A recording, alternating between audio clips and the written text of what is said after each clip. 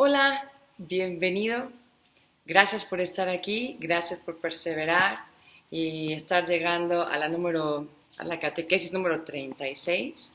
O si has caído de casualidad en este videíto, bienvenido también. Soy Rebeca Barba, soy especialista en teología del cuerpo. Aquí tienes un canal en YouTube, Rebeca Barba, teología del cuerpo, obviamente. Y estamos explicando una a una las catequesis, así que ojalá te guste y que puedas seguir estudiando. Es algo profundo, comparto algo que yo comprendo, pero abierto a que lo puedas enriquecer con otras muchas explicaciones, pero aportando mi granito de arena soy feliz y también me enriquezco yo al estudiar nuevamente cada catequesis.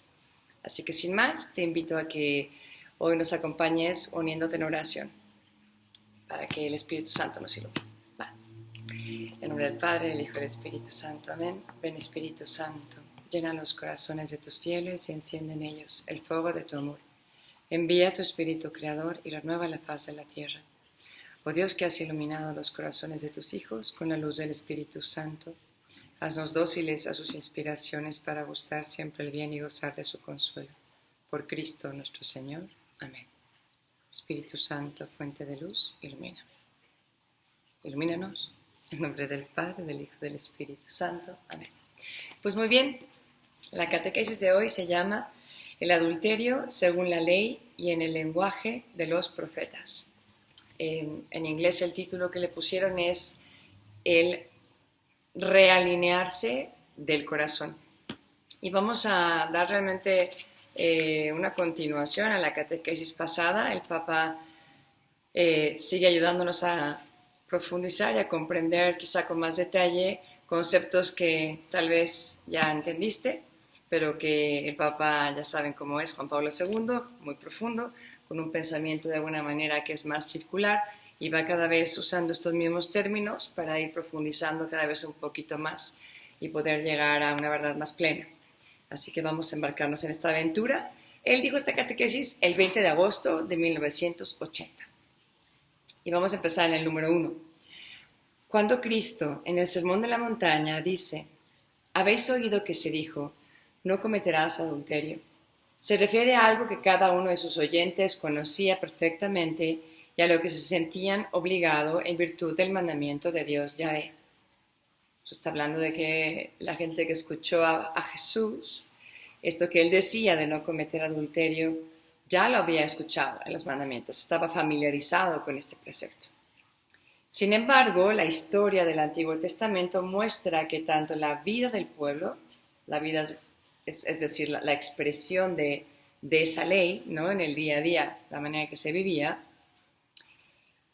unido a Dios Yahvé por una alianza particular, como la vida de cada uno de los hombres, se aparta a menudo de este mandamiento, en la práctica, ¿no? Como lo vimos en la catequesis pasada.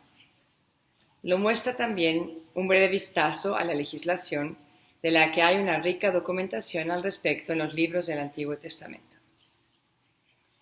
Las prescripciones de la ley veterotestamentaria eran muy severas, eran también muy pormenorizadas y penetraban en los detalles concretos más minuciosos de la vida. Creo que lo habíamos comentado un poquito, ¿no? La cantidad de leyes que tenían los judíos, y no solo por tener cantidad, que ya era bastante, sino también había mucha severidad y mucho detalle, ¿no? De que si al entrar tenían que lavarse de esta manera o de la otra, o a qué hora podían seguir caminando o ya no, o qué era lo permitido hacer en un día o estaba prohibido. Y pues sí, a veces se perdían en tantas cositas que tenían que hacer y que básicamente se hablaba de comportamientos externos. Y no estamos tú y yo totalmente aislados o no relacionados con este tema, porque creo que también nos puede pasar y a veces hay gente que hasta cae en una como escrupulosidad, que quiere decir que pues piensa que todo lo que hace, cualquier detalle, quizá no está tan bien hecho, quizá es pecado, quizá fallé, y se fijan en tantas cosas externas y tantos detallitos de un cumplimiento de una ley o de una norma o de seguir lo prescrito, que a veces se nos olvida lo más importante, que es lo que está realmente en el corazón y lo que te mueve a cumplir esa ley o esa norma. Entonces tenemos que tener mucho cuidado porque a veces pensamos que nuestra relación con Dios está bien dependiendo de en qué minuto llegué a la misa y si llegué en este o en el otro, o si cumplí tantos rosarios o no los cumplí, o si me faltó un día de la novena. No sé, a veces de verdad ponemos a Dios, yo creo que a reírse un poquito de nosotros, como si de tal oración que se te olvidó dependiera una gran parte de tu salvación eterna. O sea, lo importante es estar cerca del Señor y obviamente todo eso nos ayuda, pero no podemos hacer de todo eso lo más importante o como si fuera el fin, ¿no? En fin, vamos a continuar. Y en este número 1 más adelante dice, es evidente que Cristo veía con claridad la contradicción fundamental que el derecho matrimonial del Antiguo Testamento escondía en sí al acoger la poligamia efectiva. ¿Se acuerdan? Todo esto de no cometer adulterio, sí lo tienen como una prescripción y para ellos no cometer adulterio quizá era no meterse con la mujer de otro, pero ellos se daban licencia para tener muchas mujeres, incluyendo las esclavas, como ya vimos y como volverá a subrayar Juan Pablo II. Dice, la institución de las concubinas al lado de las mujeres legales y también el derecho a la convivencia con la esclava, ¿no? Y veíamos el ejemplo de Abraham y de Sara en la cápsula pasada. Se puede decir que ese derecho, al mismo tiempo que combatía el pecado, contenía en sí e incluso protegía las estructuras sociales del pecado, y así realizaba su legalización. En estas circunstancias se imponía la necesidad de que el sentido ético esencial del mandamiento «no cometerás adulterio» tuviera también una revalorización fundamental. En el Sermón de la Montaña, Cristo desvela nuevamente ese sentido, superando las restricciones tradicionales y legales. Pues estamos llegando aquí a una conclusión que va a hacer el Papa de cómo, pues en la práctica, a la hora de estar cumpliendo, se tragaban el elefante y dejaban colar el mosquito. O sea, realmente era tremendo como este pueblo hacía de las leyes, ¿no? el fin y como tales, dice que las cumplían, pero luego las interpretaban según su manera y en el fondo no estaban realmente favoreciendo a la ley del amor, sino más bien a la ley de la lujuria, en el sentido concreto de no cometer adulterio. Y Cristo comienza a preparar, inclusive a su pueblo de Israel, lo prepara y sabe que está viviendo de una manera que no es la que él pensó desde el principio, pero poco a poco va a ir cambiando su enfoque, su perspectiva para poder entender realmente cómo cumplir cada mandato y no según una interpretación quizá demasiado humana y pues convenenciera, ¿no? Últimamente. 2. Quizás merezca la pena añadir que cuanto más marcada está la prohibición del adulterio en la interpretación veterotestamentaria por el compromiso con la concupiscencia del cuerpo, ¿se acuerdan? Era un cumplimiento así como o blanco o negro, o sea, muy, muy rígido. Tanto más claramente vamos a leerlo. Tanto más claramente determinada resulta la posición que se adopta respecto a las desviaciones sexuales. Pues es verdad, o sea, ¿cómo es posible que esté tan marcado el si harás esto y no cometerás aquello? Y por otro lado, ¿no? Estaban terminando en esas desviaciones sexuales, que en concreto era la poligamia de la que hemos estado hablando, y pues sí, eso se permitía y no se veía con malos ojos, ¿verdad? Y más adelante continuamos con lo del derecho matrimonial. En el Antiguo Testamento, tomado en su globalidad, pone en primer plano la finalidad procreativa del matrimonio. El matrimonio tiene dos fines, ¿no? El unitivo y el procreativo, y al parecer el pueblo de Israel había puesto demasiado énfasis o demasiado peso en este aspecto del fin procreativo. Claro, yo creo que viene de la promesa que le había hecho Dios a Abraham, de que multiplicaré tu descendencia como las estrellas del mar, y se lo tomaron muy a pecho, como diciendo, yo voy a ayudar a cumplir esa promesa, ¿no? Y tendré tantos hijos como pueda. Y es una desviación, porque en ningún lado el Señor dice, lo más importante de estos dos fines es el procreativo. Y para Israel sí era muy importante. Veían como una gran calamidad el que tú fueras estéril, el que no pudieras dar descendencia, como la hija de ese jefe que cuando él llega, el jefe le dice al Señor, mira, si me ayudas a ganar esta batalla, esto está en el Antiguo Testamento, no recuerdo si es Gedeón o qué sargento es, siempre se me olvida este nombre, pero en fin, él se va o Jeroboam, no, estoy mal en mis nombres, pero bueno, era un gran jefe y lo importante es lo que voy a decir a continuación. Le dice al Señor, si yo gano esta batalla, te prometo que te ofrezco la primera persona que salga a saludarme cuando yo llegue a mi casa. Y nunca se imaginó que al llegar a su casa, la primera persona que iba a salir a saludarlo con emoción no era su esclavo precisamente, sino su hija, la niña de sus ojos. Pero como había ganado la batalla y era un hombre de palabra, pues tenía que sacrificarla, ¿no? Eran tradiciones antiguas, o sea, eso no se hace hoy. Pero en esta historia lo que llama la atención es que la niña cuando sabe esto le dice a su papá muy bien, pero déjame antes irme a la montaña a llorar con mis amigas el que voy a morir sin ser una mujer que dé a luz. Es decir, ella llora o va a llorar en la montaña mucho más, no tanto el hecho de morir, sino el que va a morir sin haber dado a luz a hijos. Ahí se ve uno de los ejemplos de cómo el pueblo de Israel valoraba muchísimo todo este aspecto de ser fecundo y las mujeres en concreto también en el fondo tenían el sueño de que alguna de ellas sería la madre del Mesías o alguno de sus hijos terminaría siendo el Mesías. No entendían muy bien cómo se iba a realizar la promesa, pero era importante estar abierta a la posibilidad y para ellos eso significaba que toda mujer tenía que ser madre.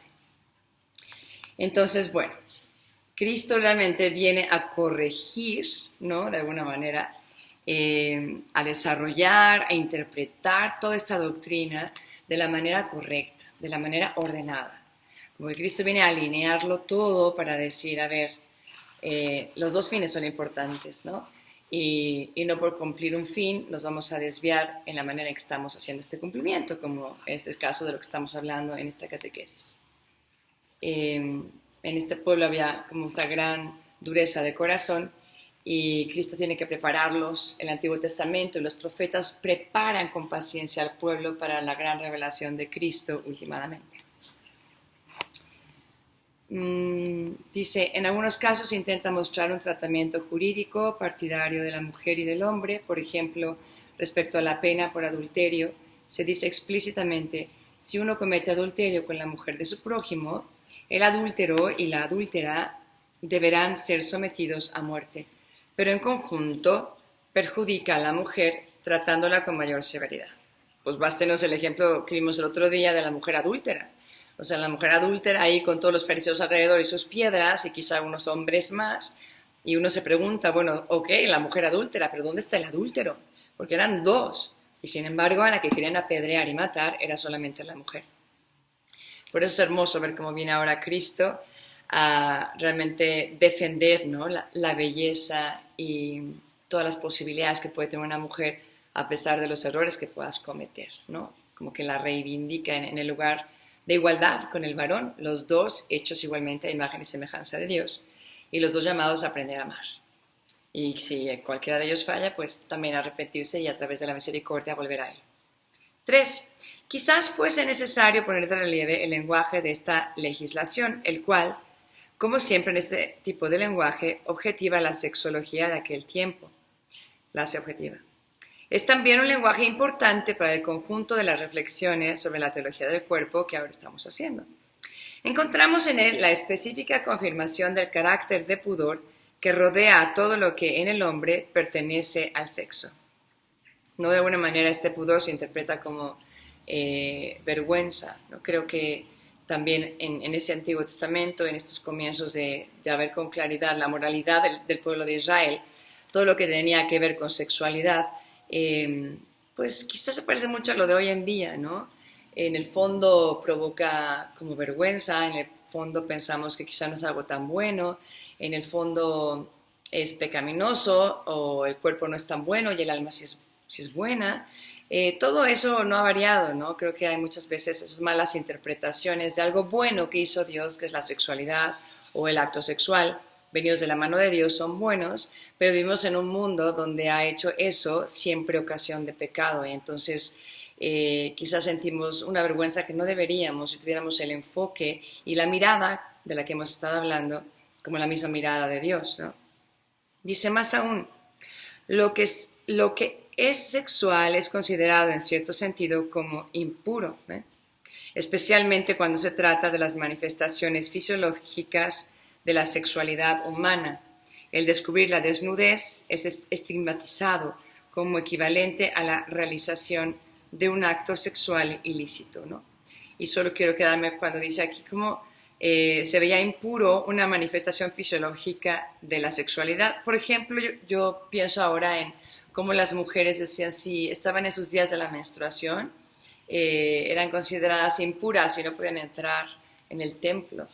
Impureza, o sea, estás en tus días, eres impura, aléjate, como si eso fuera algo contra Dios y Dios había hecho esa fisiología de la mujer y esa menstruación la que precisamente le recuerda a la mujer cada mes que es dadora de vida. No es algo impuro, es algo bello, es algo hermoso, es una promesa, es un recuerdo de que el cuerpo fisiológico de la mujer lleva esa historia sagrada de posibilidad de dar vida. Digo, así lo ve Cristo y ellos eventualmente lo verán también así. Pero en este momento no es así. Y hacia el final del 3 dice, es difícil sustraerse a la impresión de que tal valoración tenía un carácter negativo. O sea, como diciendo, es obvio que tenía cierto carácter negativo todo esto que estamos viendo. Esto no anula ciertamente la verdad que conocemos por el libro del Génesis, ni se puede inculpar al Antiguo Testamento, ni entre otros a los libros legislativos, de ser como precursores de un maniqueísmo. Okay, aquí dice el Papa, obviamente había una concepción negativa de alguna manera de la sexualidad, pero no podemos echarle la culpa a las leyes, ¿no? Como un maniqueísta o un maniqueísta en realidad es un hereje que piensa que todo lo que tiene que ver con el cuerpo y la carne es malo y todo lo que tiene que ver con el alma y el espíritu es bueno, ¿no? En pocas palabras, no vamos a hablar ahorita a extendernos sobre el maniqueísmo, pero es lo que dice el Papa, ¿no? Sería una mirada como muy reductiva si nos quedásemos ahí. El juicio expresado en ellos respecto al cuerpo y al sexo no es tan negativo, ni siquiera tan severo, sino que está más bien marcado por una objetividad motivada por el intento de poner en orden esta esfera de la vida humana. No se trata directamente del orden del corazón, sino del orden de la entera vida social, en cuya base están desde siempre el matrimonio y la familia. Bueno, aquí realmente el Papa está diciendo, quizá este pueblo de Israel y en el Antiguo Testamento, estas leyes no es que fueran tan negativas, en realidad querían poner un orden, pero un orden social, preservando un valor importante que para ellos era el matrimonio y la familia, aunque considerasen como familia una gran extensión de mujeres, pero bueno, el matrimonio era importante, había una mujer siempre que era la principal.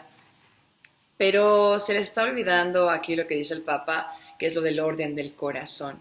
Y Jesús viene a ayudarles a entender que es precisamente el orden del corazón el que primero tiene que darse para luego cambiar el orden social.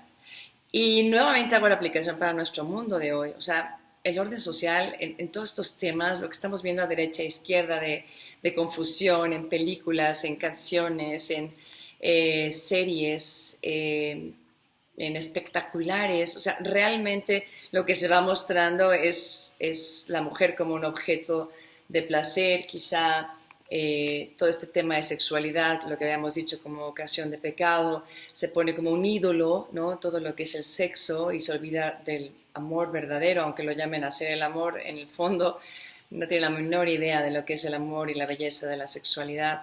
Y uno piensa, ¿cómo vamos a cambiar este mundo? Que a veces dices, está cayendo en tantas perversiones, además de lo mencionado otras, que ustedes pueden imaginarse bien. y quisiéramos que alguien pusiera orden, ¿no? Y que alguien prohibiera ciertos comportamientos o que no se viera por la calle cosas que no quieres que tus hijos vean. Y sin embargo, ahí está.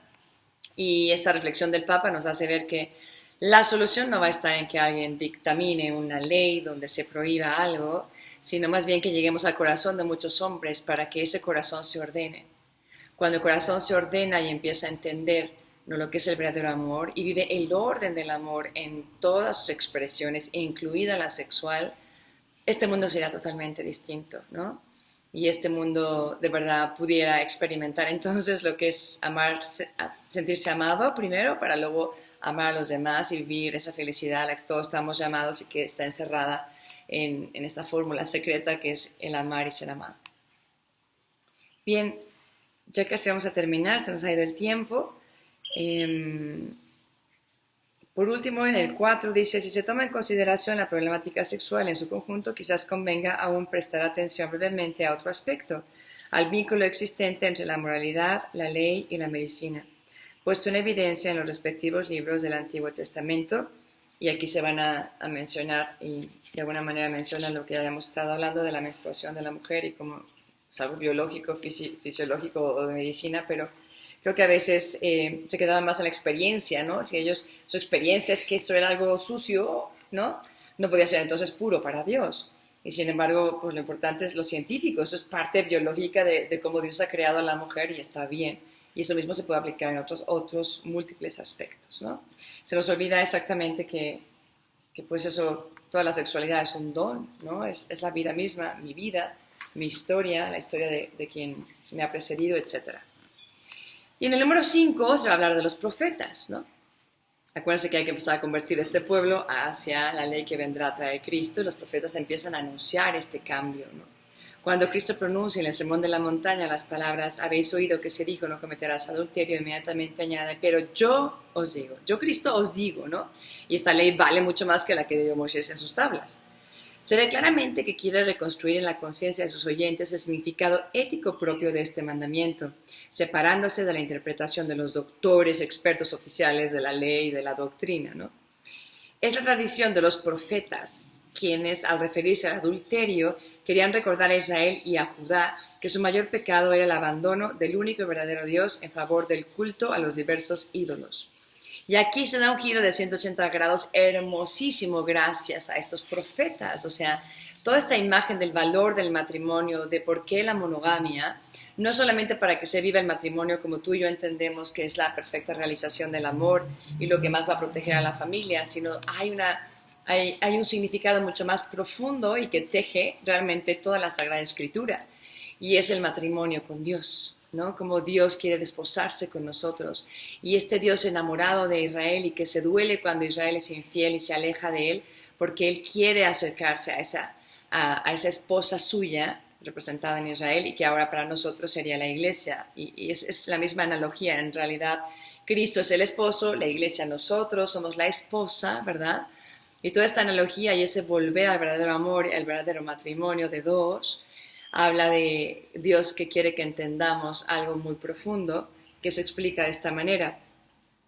Particularmente, dice abajo, Isaías, o sea, Ezequiel, el Dios de la alianza, Yahvé, está representado a menudo como esposo y el amor con que él se ha unido a Israel puede y debe identificarse con el amor esponsal de los cónyuges.